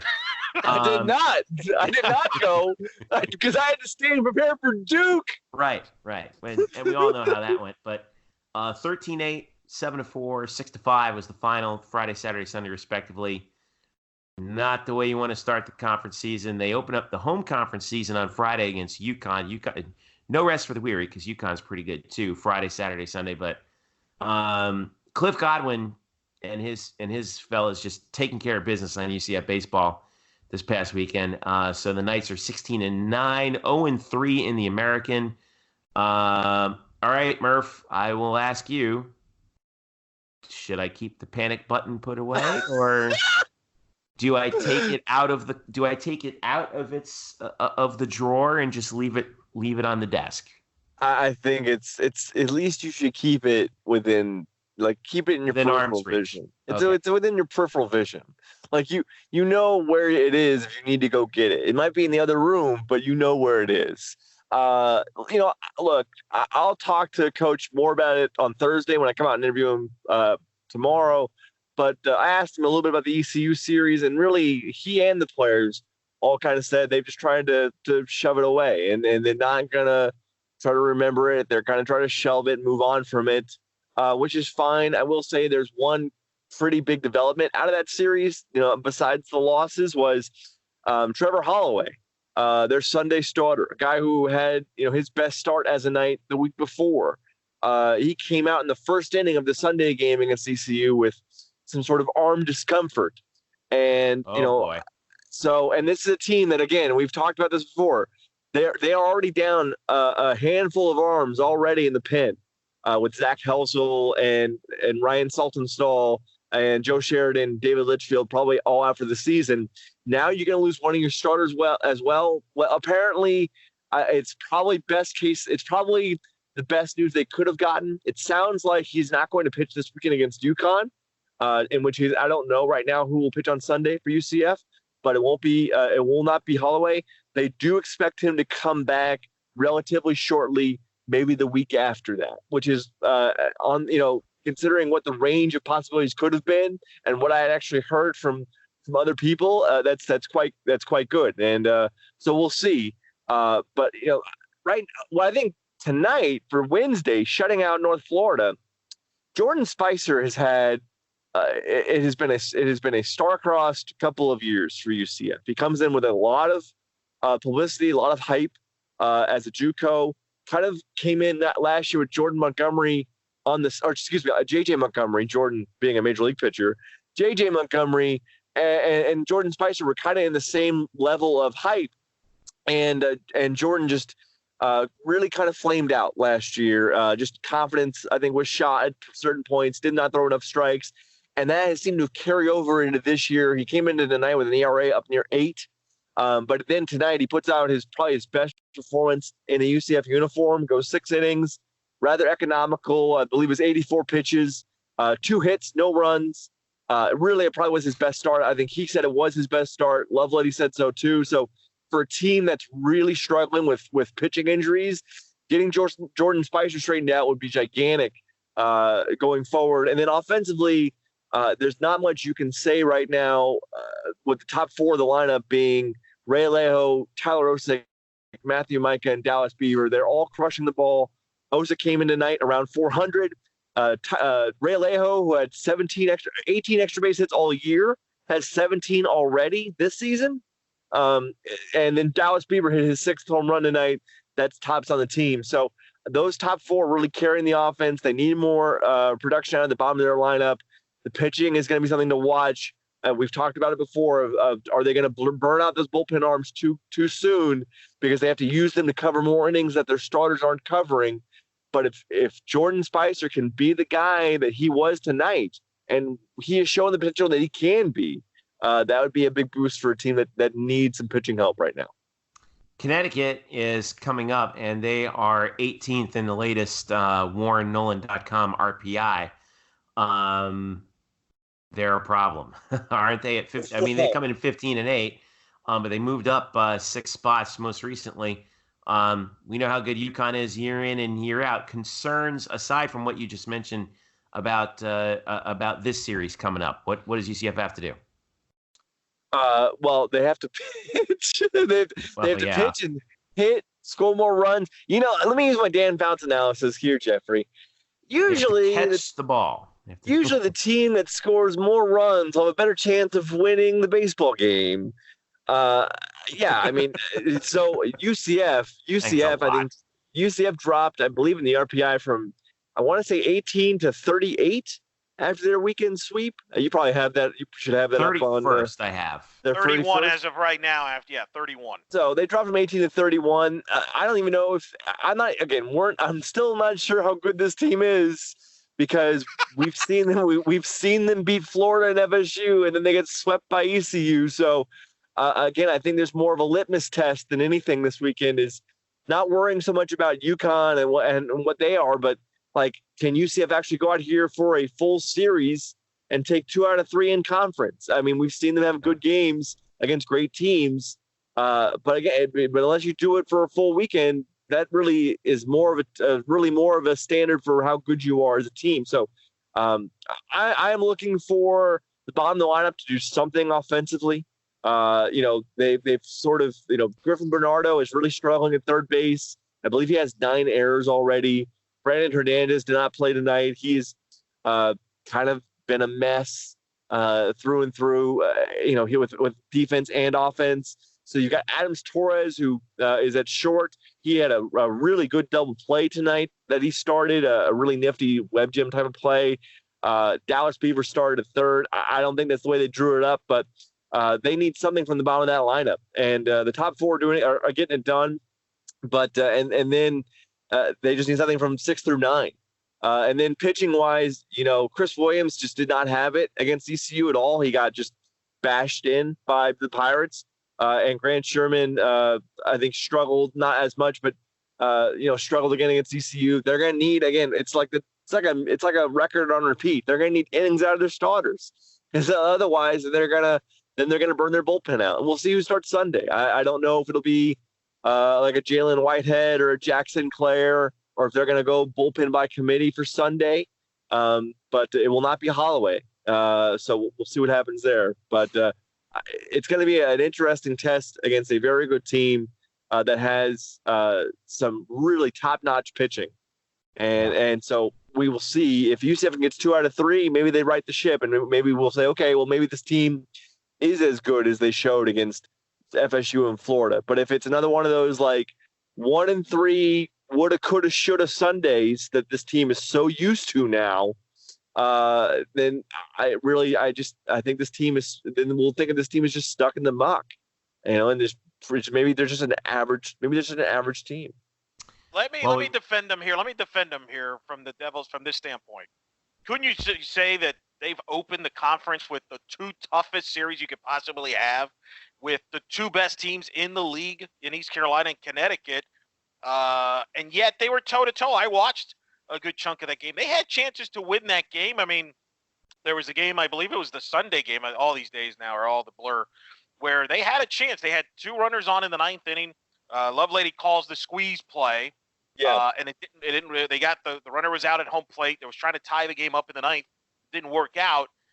It wasn't like, they had chances to win. They obviously have flaws, but I mean, they're playing the 2 best teams in the league. I mean, that is 2 teams that could arguably are top 25 teams. They're 2 teams that could be in position to try to host down the road in a regional. They're that good, I think. So is it, is it too early to kind of, give them maybe a little slack from that standpoint? I understand it's a critical series. You got to win them. I agree. But I kind of, that's a tough slate. Yeah, but it's also a good conference top to bottom, and we know this, Eric. It's a top 5 conference in the nation. I think it was 4th last 5th year. Right now. It was 4th last year, number 5 4th last year, and then 5 right now. Yeah, so I mean, while they're facing the top teams in the conference now, it's not like they get a bunch of cupcakes from here on out. And the pitcher I meant to name, and it escaped me, was Mason Fioli, who's a starter for Connecticut, who's really, really good, got a lot of pro prospects. He's a guy to if you're going to watch this series to watch out for UConn. But so, yeah, I mean, you're getting some of the cream of the crop of this conference, but this conference isn't like it's got a lot of walkover opponents. And if you're thinking that wow, the schedule's really bad and we've got a lot of tough opponents, maybe it's because you're not as good as them. So we'll find out. We'll find out. I am really concerned. I'm saying again, I've said this for like 2 weeks now. I'm really concerned about this team's pitching staff in like a month. What this bullpen's going to look like, and if Lovelady, if he just has no choice but to use them, and by mid-April they're burnt out. I have no idea. Lovelady brought up tonight about how many games they have left. They have about 30, I believe, 31 maybe, because they're 25 games in. And they have a ton of games. So there's a long way to go, and that's great. But that means we've got so many more games that they need to cover and innings they need to cover, and I just don't know if they're going to have the arms to do it. I mean, they got to wrap Chris Williams, they got to wrap Kyle Kemp in bubble wrap right now. I mean, they really are really stretched thin. By every week it seems to go by, they discover something else. Carry him off the field and hand feed him too. There's by the way, they got a game against Stetson coming up too as well, if I'm not mistaken. Is that right? That's on Tuesday. No, on Tuesday in DeLand. Tuesday in DeLand. So quick turnaround after Sunday before they have to do that. I know maybe I would have been going to Minneapolis, but no, your boy's going to DeLand. Let's go. Hey, that means you get to watch the Jacob. Maybe they'll have the Jacob deGrom Cy Young banner up there like they did with Corey Kluber.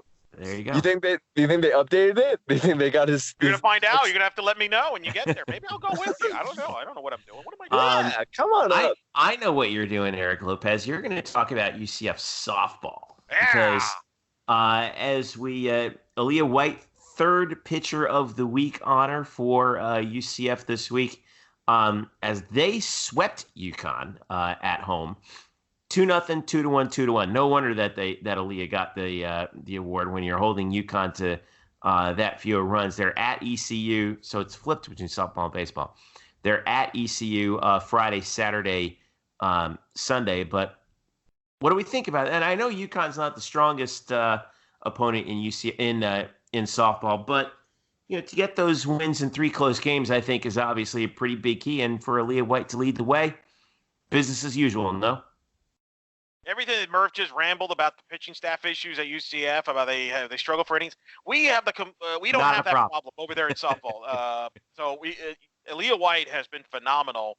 You mentioned the pitcher of the week. It's the 7th time she's won an American Conference Pitcher of the Week. That's the 4th most in the history of the program. Shelby Turnier has won 10. Mackenzie Ott has won 9 Pitcher of the Weeks. Allison Kimes won 8. That's the Knights. That's a pretty good company to be in around. UCF ranks number 7 in the country in ERA right now with a 1.71. They have eaten up a lot of innings. So no, Murph, tell Greg Lovely, no, our pitchers are not available. Just so you know. But no, they've been tremendous. Now the interesting thing is. You're right. They're dominant pitching. The question will be offensively. They didn't score they were down in that bottom of the 7th in the Sunday game. They were down 1-0. They had to make a comeback. They got the pinch hit, 2 RBI hit by the freshman Tara Testa to win it 2-1. I think that's the concern. It's actually the opposite of what baseball's going on is they're not scoring enough runs, or at least will they score enough runs? And they're going to get tested at East Carolina from that standpoint because East Carolina can score. And especially in that park over there. So it'll be interesting to see if the bats can get going because the pitching's really good. Aaliyah's pitching at a high level. Brianne Vasquez in her American Conference debut gave up 1 unearned run in the Saturday victory. So look, the American in softball is a top 6 conference. To get a sweep on a UConn team that beat you 2 out of 3 last year in Stores is significant from that standpoint because you can make the argument that UConn beating you 2 out of 3 last year cost you a chance to win the conference title and a berth into the NCAA tournament. So that is significant to start out 3-0 in a tough league. And I think their pitching's really good. I think this is the best the pitching's been since 2016, which was the last time they made the NCAA tournament. The question's going to be, can they get enough offense? And I think that's what we got to see if for them to win, I think, the conference championship. But it's a positive start. It's the 3rd best start, by the way. You look at 23-9 overall. It's the 3rd best start in program history. Only the 2002 team, which was the inaugural team, and the 2015 team have had better starts after 32 games. So and remember, we had coaching transition here, and it's gone as smoothly as you could possibly imagine, which is a credit to coach and a credit to the players. For at both sides on that. Gotcha. All right. Real quick, I want to wrap with tennis. Women's tennis is 17-2 off of their most recent victory over number 34 Illinois 4-1. This team is just continuing to just rattle stuff off. They have. When are we going out there? We got to get out there. Well, we got one more opportunity to see the women's team. That's Saturday, April 13th at 3 p.m. because they have 2 road matches coming up, and then that 3 p.m. against South Florida to finish out the season. Men's tennis, 10-9 at the moment. Lost to Illinois. Well, that was actually 5 days ago on Friday, March 22nd. They've got FAU at home on Sunday, and then they've got South Florida in Tampa on Sunday, April 14th. So they got ways to go before they can, before they actually have to go on the road there, and then they finish up with Memphis and the AAC Championships April 18th. So quickly, I know it's been a long show, but we had a lot to get to. Let's wrap this thing up real quick. Eric, what you got coming up this week? Go to blackandgoldbanneret.com right now. You have all the details on the television numbers for that Duke UCF Classic, national numbers, local numbers. Also wrote about the national attention that the basketball program got, so I want you to check all that out on blackandgoldbanneret.com. We're going to actually get back to I've got an exclusive, Black and Gold Banneret exclusive here, ladies and gentlemen. Ooh, we need a drop. We need a drop. We don't have a drop for that. We got a drop. Here it is. All right, Very good. Nice. I had an exclusive chat with the legendary Kat Osterman, who is one of the greatest softball players, arguably the best softball player of all time. I talked to her about Allison Keim, who she played with in the pros, winning a pro championship together in the NPF, about Allison Keim getting inducted into the UCF Athletics Hall of Fame. So that's going to come out in the near future on blackandgoldbanneret.com probably. And we also have some other figures chiming in on the Hall of Fame class, which will be inducted on April 12th. So that's some of the content that we got coming up shortly over there. And by the way, a shout out to women's basketball. Great year. Making the tournament. Tough loss to Arizona State, but hopefully brighter days ahead for the program. Because we forgot to mention them, so I just wanted to. I can't believe that we actually did that, but I want to go into more detail on them next week's show as well, because even though what happens when you put the women's tournament at the same time as the men? I know, man, but we've been so loaded about this. Murph, what you got? I will be watching Duke UCF again. Because again, it's fantastic. Out of your mind. What do you want to watch, Murph? We could text each other during the game and just go like it was live, Hey, so I am gonna kind of do a bit of like a Fire Joe Morgan. For those of you who remember Fire Joe Morgan, if you take a piece of a game and just kind of give your analysis, piece by piece, following each segment, and there are just so many things you want to point out, and so that's what I'm going to do. I'm going to write about the game as I rewatch it again and just point out things that are just amazing. There's so many amazing things about this game that people should trust themselves that they will like it, because let's face it, much like Gordon Hayward missing the half-court buzzer beater against Duke in 2010, much like Florida losing to Gonzaga in the Sweet 16 in 1999, you will see the moment of Aubrey Dawkins not making this layup over and over and over for years to come. So you might as well face it now and get through it, because it's going to be haunting you forever.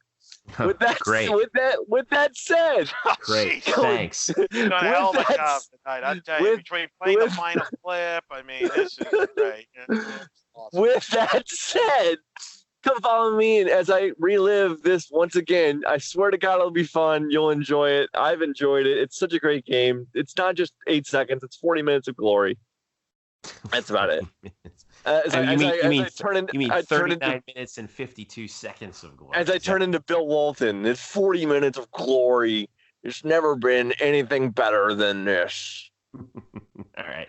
Let's get out of here. For Brian and Eric, I'm Jeff. Make sure you follow us at blackandgoldbanneret.com, UCF_Banneret on Twitter, Facebook.com/blackandgoldbanneret. Follow us individually at Jeff_Sharon, Eric Lopezilo, and Spokes_Murphy as we readjust ourselves to the calendar with only baseball, softball, and tennis and some of the other sports kind of picking up the slack here from the spring now that basketball's over and we are all sad. But, well, you guys can go watch that game. I'm going to go to bed.